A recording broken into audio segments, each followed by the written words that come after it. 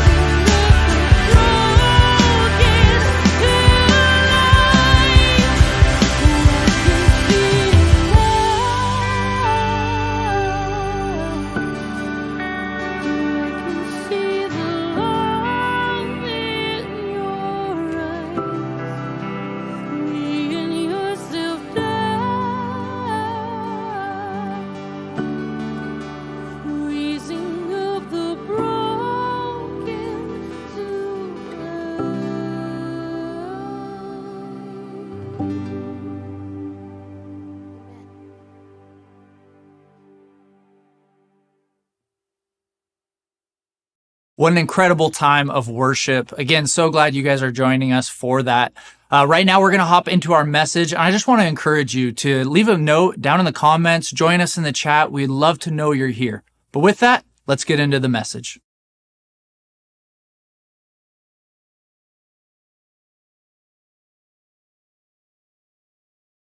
If you have your Bibles, let's open to Matthew chapter 7. And guys, welcome. If you are visiting, maybe back with us today, you came for the first time last Sunday for Easter or Resurrection Sunday. So incredibly glad that you're back, whether you're here in the worship center, in the warehouse, courtyard, loft, wherever you may be, even joining us online. We're just very, very grateful that you're here. And good timing, because we are kicking off a brand new series today that we're calling Blind Spot. Blind Spot. Anybody remember being taught how to drive? What a pleasant experience that was. I remember my parents helping me out, driving with me and teaching me all the ins and outs of things. And they were so incredibly patient, so incredibly gracious, even though I risked their life every time I got behind the wheel. And there was only one moment I recall getting snapped at, actually getting yelled at with my dad. And it was when we were on the freeway for the first time, which is a big deal, getting on the freeway. You're really stressed out, but I merged on okay. Everything's good, doing what I need to do. And I started getting a little overconfident, even though I was riding the slow lane the entire time. And I just went up one exit. That's all I was doing. But we get off the next exit, and the only time I remember getting yelled at by my calm and composed father was when I started to get off the freeway and then merge into the left-hand turn lane without checking my blind spot. And my dad was like, "What are you doing?" And I almost drove off the road. And that was the closest I came to an accident, because he wanted me to understand you have to remember to check your blind spot.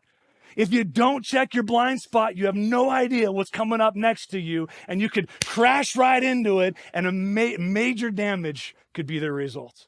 And yet many of us, in not just our lives, but our relationships, have personal blind spots when it comes to who we are as people, when it comes to our character and flaws that we have in our character, weaknesses and problems. And these blind spots we maybe see, but we minimize and make no big deal, or we could be completely blind to them. Everyone else sees them, but we're blind to them. And we can't understand why our marriage still struggles. We can't understand why friends that we thought were going to be lifelong friends are suddenly ghosting us and want nothing to do with us. We can't understand why our kids don't want to come around anymore, why our parents are frustrated, why every relationship we have, even in the workplace or school, ends badly. What is happening? That's what we want to talk about during this series. You guys ready for this? Okay, you guys look way more excited than I thought you were going to be. I don't think you understand what we're going to be talking about, because it's going to be challenging. And can we admit that checking your blind spot is kind of annoying? Especially now when you've got backup cameras. I mean, what are we doing? It's so easy to just keep looking forward, to zone out and just go where we feel like we need to go. Just get there. Craning the neck as you get older, it just is not a fun experience. But we have to be willing today and in the days ahead, we have to be willing to let the Spirit of God crane the neck and show us those areas of our lives that need to change. Matthew chapter 7. Let's kind of set the scene a little bit here as Jesus himself starts talking about blind spots. Maybe you're familiar with these verses, but let's read them through together and see them in a new way today. Matthew 7, verse 1. So Jesus is speaking during his great Sermon on the Mount. He says these words, "Judge not, that you be not judged. For with the judgment you pronounce, you will be judged. And with the measure you use, it will be measured to you." You guys heard these verses before? Well, of course you have. I don't know what the most quoted verse in the Bible is, but I can tell you this is probably one of the most misquoted. Do you agree with that? I mean, people who aren't Christians, they don't know a lick of the Bible. They know this verse, at least the first part of it. Do not judge. And really what the world is communicating is you have no right to have any opinion whatsoever about the rightness or wrongness of my life, my actions, and who I am. About what I'm saying, what I'm doing. You can't judge me or have any opinion. Is that what Jesus is saying here? Let's certainly hope not, especially when you look at his example and the example of the disciples and so many of the prophets and so many who feared God, loved him, and walked with him in this life that we read about in here. And Jesus was constantly judging between right and wrong and good and evil. So were his disciples. He called people to turn from their wrong and turn toward living rightly in a right relationship with God. That's called repentance. They confronted sin. They dealt with it. In no way is Jesus saying you can't ever have any opinion about what is right or wrong, especially when God has told us what is right and what is wrong. And we are to judge rightly according to God's word. The key here we've got to see is this little connecting word where it says, judge not that you be not judged. You guys get that? The word is so that. It communicates a reason or a purpose for doing what was just said. So don't judge, and the reason for that is so that you will not be judged. Because with the measure of judgment you use, you're going to be judged yourself. This is as much a caution as it is a command. It is a warning to us. Now keep in mind, Jesus here, this is toward the end of the Great Sermon on the Mount. And so he spent all of these verses and a couple chapters unpacking the guilt that all of us share as human beings. Even the most self-righteous and religious of us all who think we've got it all together, Jesus points out and exposes the sin roots in our heart. Oh, you think you're okay because you haven't murdered anybody? Have you ever been angry with someone? You've murdered them in your heart. Oh, you think you're doing well because you haven't committed adultery? Have you ever lusted after someone because you've committed adultery in your heart? Right? So he's exposing that we are all guilty before a holy and perfect God, that we all stand condemned in and of ourselves. So it would make sense that he kind of brings all of this home with, listen, so don't judge. Otherwise, you will be judged. If you want things easier on yourself, make things a little easier on other people. If you want grace shown to you, show grace to others. You guys tracking with him?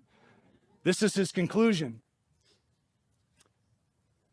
If we position ourselves as a judge or an expert, if we portray ourselves as being superior morally or in any other way, we will be judged by a stricter standard. And this is just common sense. I don't know if you guys have ever done karaoke. Some of you guys are like, yeah, that's my jam, right? Karaoke. I'm going to give you a little karaoke tip. I don't do this often, but this is something you need to keep in mind if you ever get invited to do karaoke. When you're there and you're watching all of your friends and people around you get up and make fools of themselves, it doesn't matter how tone deaf or bad they are, your response needs to be like, that was awesome. You are incredible. I can't believe how good they are. I am terrible. I can't sing. I can't carry it. It's horrible. You guys, I hope you have your earplugs. Put yourself down and build others up. Because if you're there going, are you kidding me? You call that a rendition of this song? I can do that so much better. They were off key here. They were pitchy on this part. I think I could do it better here. I could do it better there. And if you position yourself as the expert and judge of all things singing, when you get up there to sing, what are people going to be doing for you? Oh, they're going to judge you all the more harshly, aren't they? Whereas if you're just the biggest cheerleader and they're amazing, they're incredible, even when they're terrible, you're going to get up there and they're going to cheer for you no matter how bad you are, because they want to follow suit and encourage you.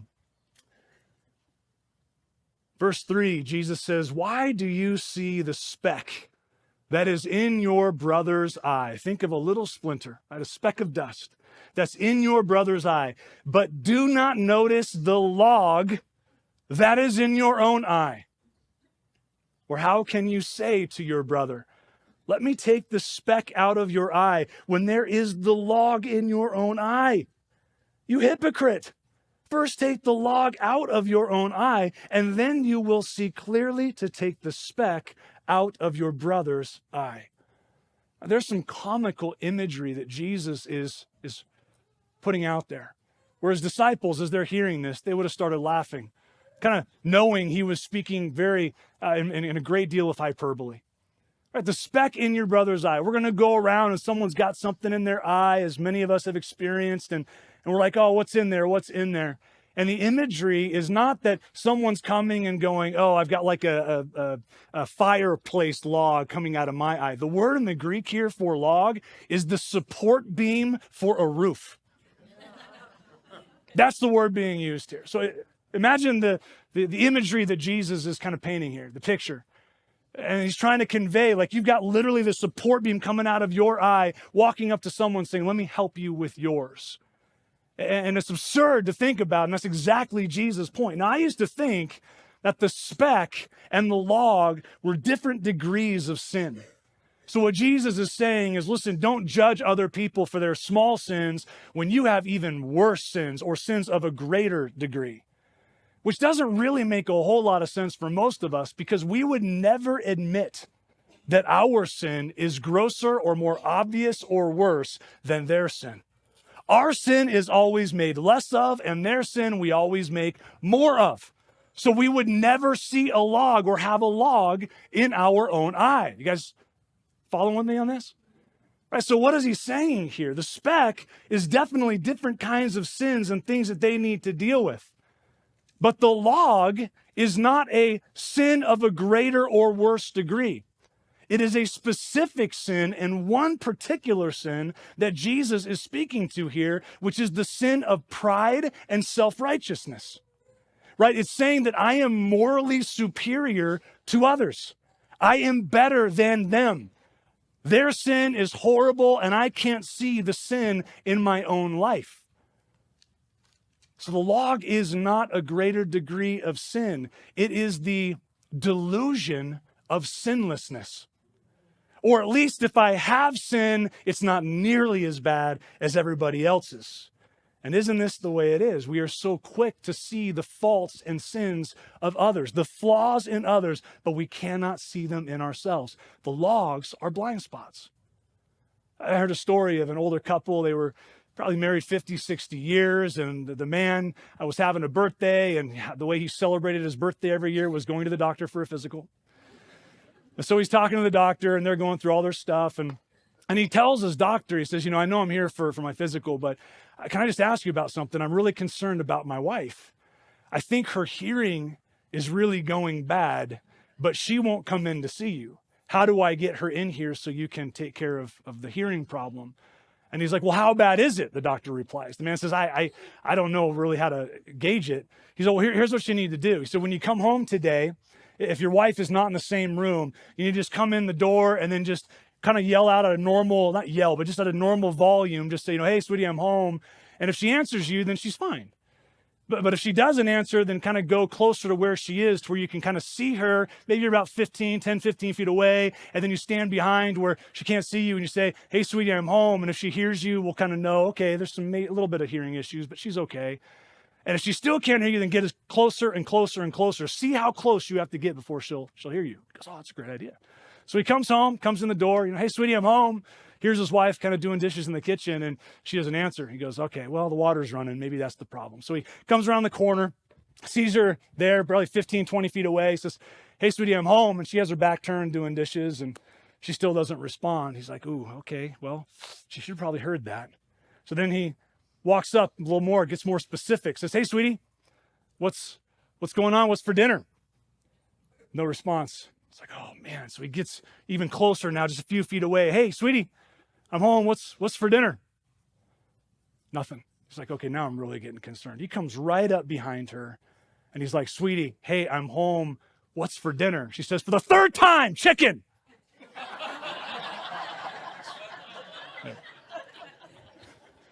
Terrible joke. I'm sorry, but isn't this what we do? We come to church and we hear a sermon, we're like, oh, so-and-so, they really need to hear this. They have blind spots. I mean, my spouse is sitting next to me right now. I hope over the next several weeks, they see their blind spots that I've been living with for the past how many years. I can't believe them. They never listen to me. Hopefully, they will get it. Guys, this is not about them. It's about you. It's about me. It's about our own issues that we can have such difficulty seeing and acknowledging. Most blind spots are merely different manifestations of the same prideful log. It keeps hitting people every single time we turn around. You know what I mean by that? I got a little imagery here, a little illustration. Now, this is not the support beam for a house. But imagine if I walk up to you and I'm like, hey, I don't know if you noticed this, but you got a little something in your eye. How absurdly ridiculous would it be for me to assume I have the right to fix what's coming or what's in your eye when you see something like this? What do our blind spots do? We're sitting here talking to somebody. Our loved one comes up behind us. Hey, Ryan, how's it going? Hey, boom. And we just knock them out. When anyone tries to get close, it results in damage.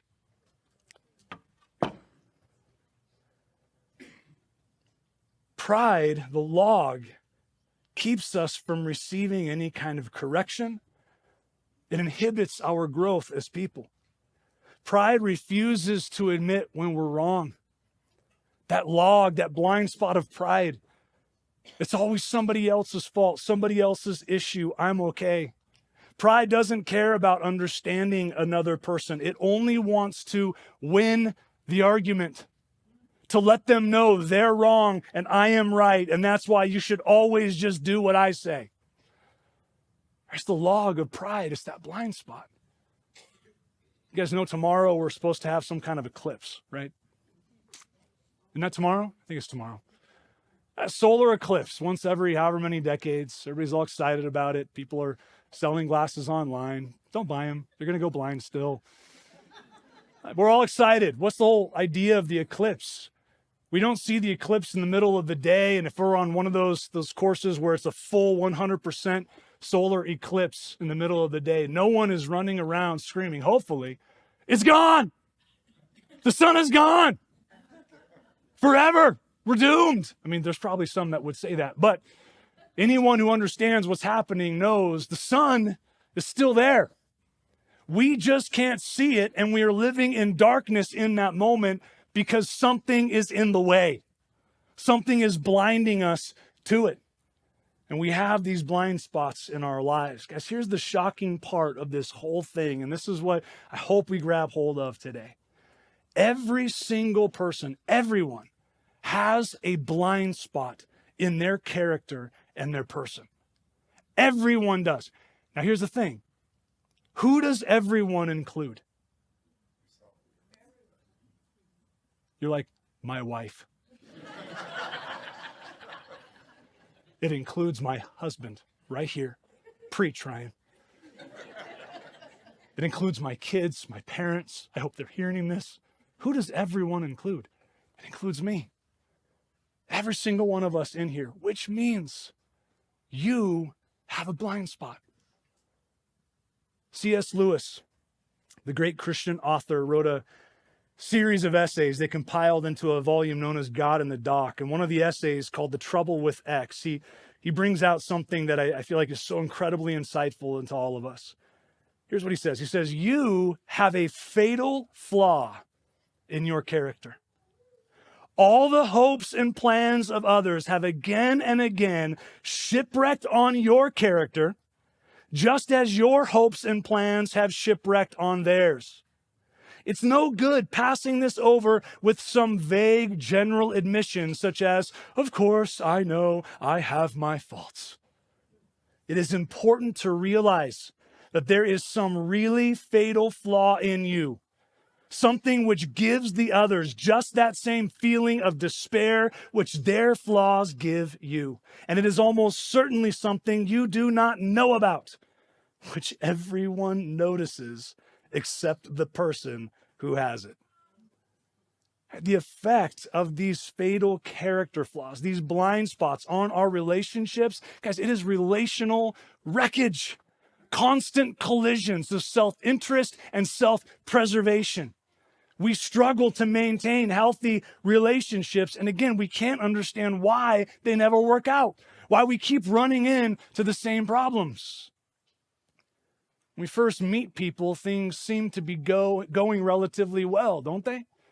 I mean, we're okay. They like us. We like them. All right, things are all right. You know why? Because when you first meet someone, you move really slow, typically. You're not going full speed with life and all the crazy. You meet someone and you're kind of feeling things out. And so you slowly drive alongside. And that way, when the blind spots maybe are there and you kind of bump into each other, it's more like bumper cars than it is an actual collision. That's a fender bender. It's an offender bender. Wow, is right. Don't write that down, please. Let's strike that from the video, too. That's a fender bender. No big deal. We might be offended, might be irritated, but we just kind of brush it off. It's fine because we don't have too much invested in this person and life isn't moving too quickly. We've slowed things down. We're cautious. We're aware.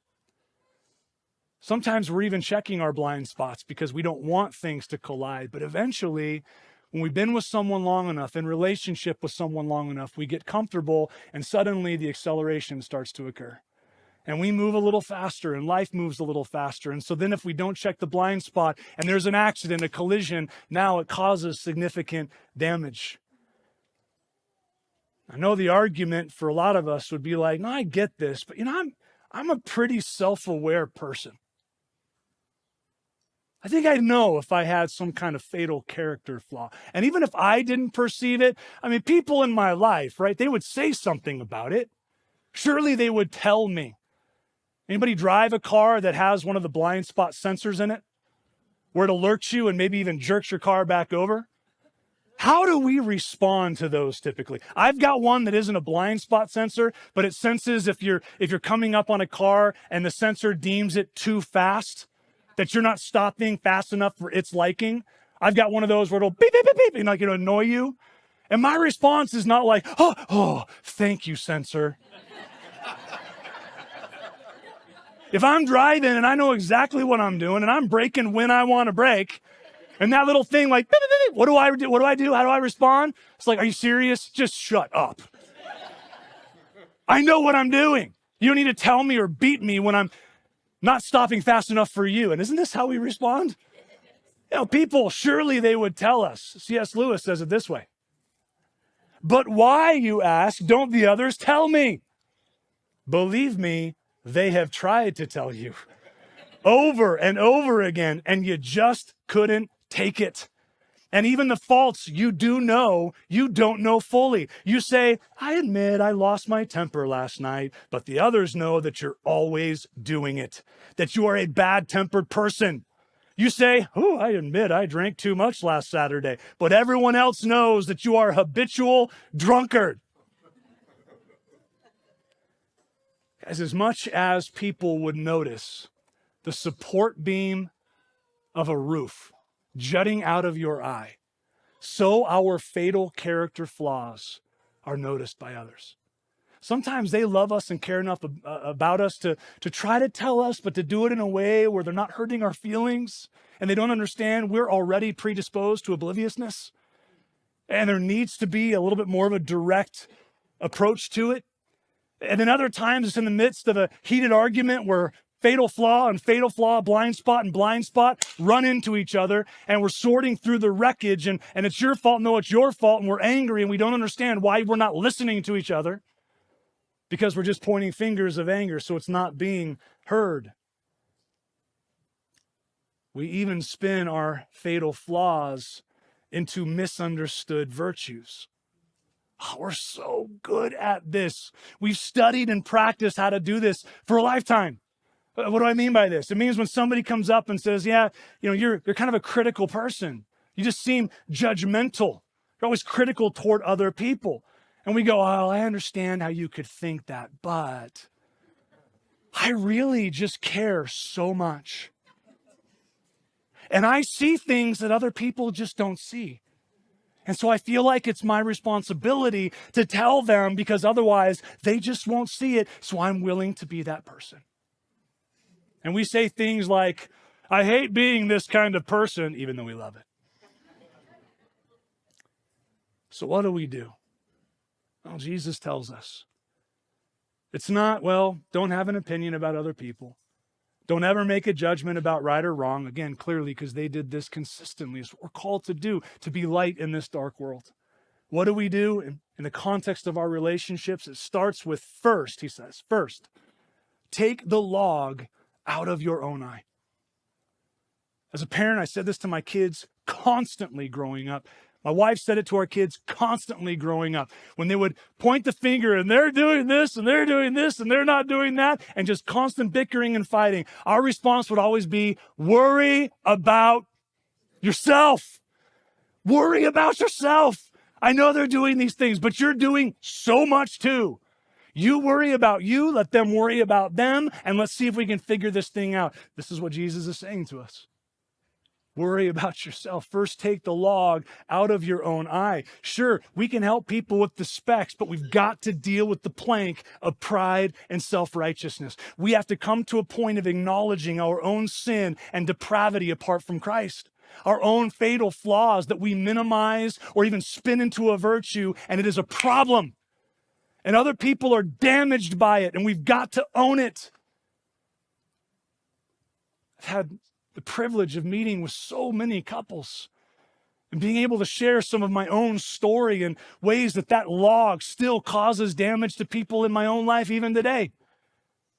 But meeting with them, and ultimately what it comes down to typically is a couple of people sitting down, or multiple people sitting down and saying, hey, what can I do to fix them? That's ultimately it. They're doing all these things that are hurtful and annoying and terrible. Can you let me know how I can help them and fix them, because they're the ones that need it? And you got both people wanting to fix the other person.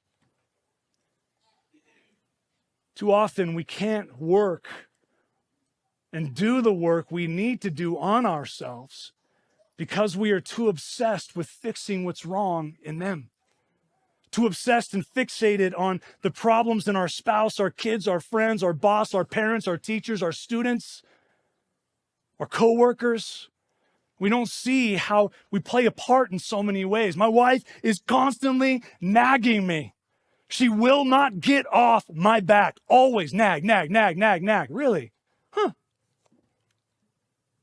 Do you actually do the things you say you're going to do? Do you remember to do them proactively without her having to remind you? Or do you have that mindset like most of us husbands, which, look, if I say I'm going to do something, you don't need to remind me every 6 months. I'll do it. And I'll do it when I want to do it on my timeline with no regard to hers and what she needs. Nobody ever trusts me. Huh. Interesting. Are you a man of your word? Are you a woman of your word? Can people count on you, knowing that your yes is yes? And if you say you're going to do something, you're going to do it, even if it's not convenient or not easy for them in that time.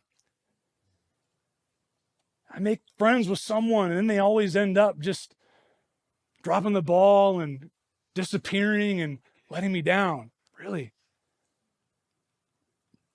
Do you think anybody wants to, for an extended period of time, be around someone that's constantly critical of them? That's picking apart every little thing that they do? Guys, understand, and please hear this. In no way is this saying every problem that you've ever had with another person is your fault. That's not what I'm saying. You may not be the cause, but are you contributing to the cure? Or are you just compounding the problem with the blind spots of your own? They need that speck out of their eye, but you got to get the log out first. First, take the log out of your own eye. Then, Jesus says, and only then, you will see clearly to take the speck out of your brother's eye. Once we humbly and freely acknowledge our own sin, our own blind spots, then we can see what's really going on in others. Did you guys know when someone hurts you, when their fatal flaw causes you damage, you're not really seeing what's going on? Did you know that? You're only seeing that particular manifestation of it.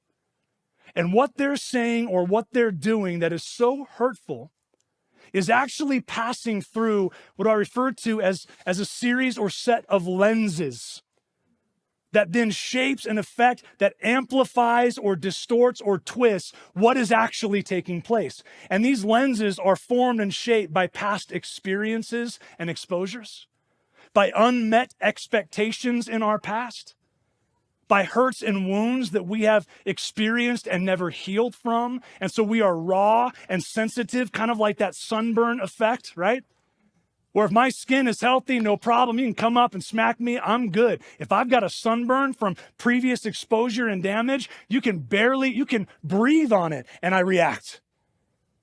Right? And these lenses are firmly in place. So what people say and do, their fatal flaws, their blind spots pass through our own.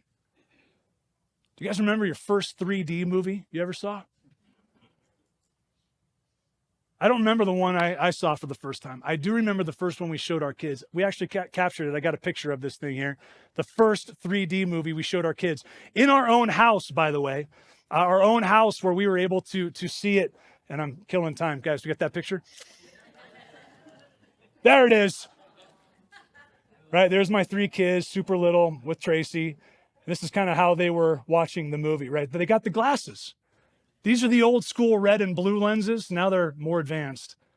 But you've got these lenses up there. Now, what is 3D? 3D is you're watching a movie on a screen. Can that movie harm you in any way? But how many of us, like my kids when they were watching this first movie, and the first 3D design object lunged out at them, what do? And we duck for cover. We hide for dear life because we are going to get hurt and harmed. That's what we react to, even though there's no harm there. There's no danger. These lenses are what we're seeing and perceiving. As the process of counseling, the process of working through and unpacking past hurts and all of these experiences is helping us remove the log so we can see clearly and have healthier relationships in our lives. So we're not assuming motives and assigning intentions to someone, but we can actually respond to this person that we love, not the hurt that we're feeling because of the log in our own eye. Galatians chapter 6, verse 1. Paul writes, "Brothers, if anyone is caught in any transgression, you who are spiritual should restore him in a spirit of gentleness." You notice it doesn't say don't judge and just let it be. Restore him in a spirit of gentleness, but keep watch on yourself, lest you too be tempted. You see the words of Jesus there? Deal with the speck, but don't you dare do this until you first dealt with yourself, acknowledging humbly the log of pride and self-righteousness. That is our default and baseline as we relate with those around us. Guys, are you willing to let Jesus expose the log and then start showing you the specifics, these fatal flaws in each of us that others are shipwrecking on over and over and over again? Because the next several weeks are not going to be easy and they're not going to be pleasant. We'll have moments where we thinking about other people. But we're going to have a lot more where we're going to go, no, la, la, la, la, la, la. I don't want to hear this. This is too hard. It's too much. I know this, but this has been a part of me for too long. I can't deal. I got too much going on right now. Are we willing to lay that bare before the one who sees all? The one to whom we will one day, all of us, we must give an account. He sees it and he knows how to heal it. We take the log out. We get to close today by receiving communion together. And if you guys are with us in the warehouse, hopefully you got the communion cup on the way in today. If not, ushers are there. Maybe they can kind of hand around those baskets. We have those available for you as well. But the rest of us, go ahead and grab this cup. Later in the Gospel of Matthew, we read these verses about communion. And if you're newer to the church, newer to this whole process, let me explain a little bit about what we're doing today. Jesus is the one who came to restore us with perfect gentleness. You know, he's the only one who's ever lived who didn't have a log in his eye, who could see perfectly clear to take out every speck. But he knew the need was not just removing the speck. He had to deal with the logs, deal with the heart, deal with the sin. And so he hung on a cross and he conquered sin for you and for me, forgiving us when we place our faith and trust in him. And then last week we celebrated not just his death, his resurrection. That he came back to life 3 days later, conquering not only sin, but conquering death itself. That's the hope that we have and what we get to rejoice in. Communion is a chance that we have to remember the death of Christ on the cross. Matthew chapter 26, we read that Jesus was sitting with his disciples on the same night, the night before he was going to be betrayed, go to the cross, the same night he was betrayed and arrested. And here's what we read. Now, as they were eating, Jesus took bread, and after blessing it, he broke it, and he gave it to the disciples and said, "Take and eat. This is my body." Other gospels add, which is given for you. So can we take that bread and just take a moment? Thank him for his willingness to hang on that cross and allow his body to be broken, to die in our place so that we could be made whole. Let's just take a moment and thank him.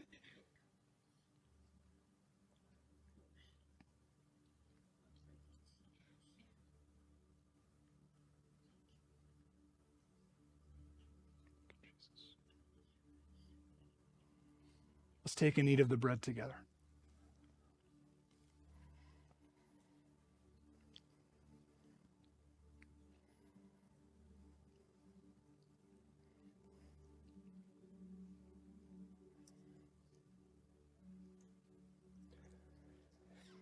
Matthew continues and says, as they continued eating, Jesus took a cup, and when he had given thanks, he gave it to them, saying, "Drink of it, all of you, for this is my blood of the new covenant, which is poured out for many for the forgiveness of sins." Can we take and just have a moment to reflect on and thank Jesus for his forgiveness? Forgiving our sin, taking away our shame. Let's thank him for that.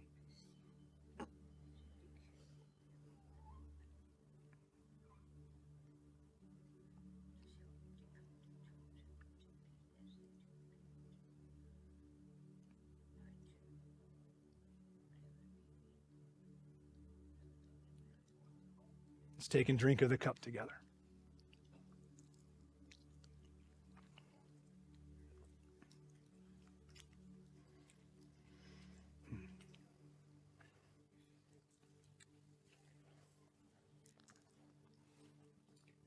Can we stand if you can?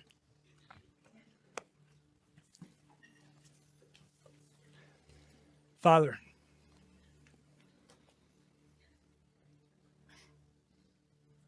thank you for sending Jesus, the Creator, our Savior, our Lord and our God. Jesus, thank you that you made clear one of the reasons you came was to restore sight to the blind. And for those of us where the God of this world has blinded us, where we don't even see the things in ourselves, God, that are hurting and harming others and us, that you want to change, that only you can change. Jesus, open our eyes to those things today. May we be willing to pray the prayer of David that says, "Search me, O God. Try me, test me, and see if there be any impure way in me." And God, give us the humility to own it and to let you change it. Thank you for your grace. Lord, may we not judge so that we will not be judged as harshly. Help us understand our need for grace so we're quick to extend it to others. Jesus, we pray all these things in your name. Amen. Thank you again for joining us. I hope that message spoke to you and met you right where you're at.